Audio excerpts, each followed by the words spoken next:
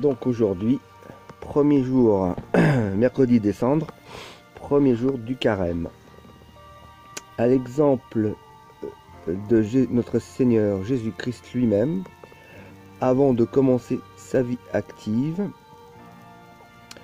l'Église désire passer ces 40 jours dans la prière, la pénitence et la mortification. Nous devons rentrer en nous-mêmes pour mieux comprendre le caractère transitoire des choses terrestres.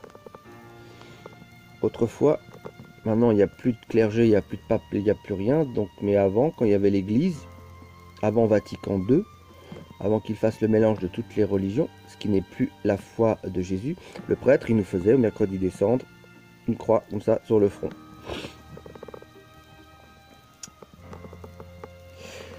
Comprendre le caractère transitoire des choses terrestres, la nécessité de la mortification de nos vies et de nos péchés, enfin la nécessité d'une prière persévérante et instante, afin de ne pas rendre inutile pour nous les souffrances et la vie du Seigneur, et pouvoir ressusciter le matin de Pâques avec lui, à une vie nouvelle. Ce sont là les pensées principales de la liturgie du carême, et aussi les sentiments dans lesquels l'Église désire que nous passions ce saint repas.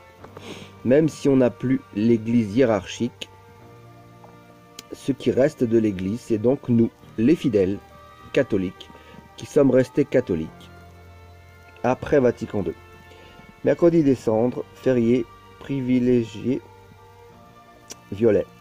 Cérémonie riche de signification et de leçons salutaires, par laquelle le prêtre, à l'entrée du temps de la pénitence, impose les cendres, en signe de croix, sur la tête de tous les chrétiens, jeunes ou vieux, riches ou pauvres, utilisant les paroles mêmes de Dieu à Adam après la chute. Tu es poussière, ô homme, et tu retourneras en poussière.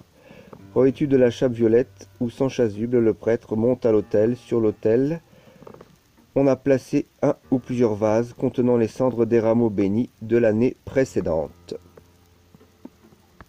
Celui qui méditera jour et nuit la loi du Seigneur portera son fruit en son temps.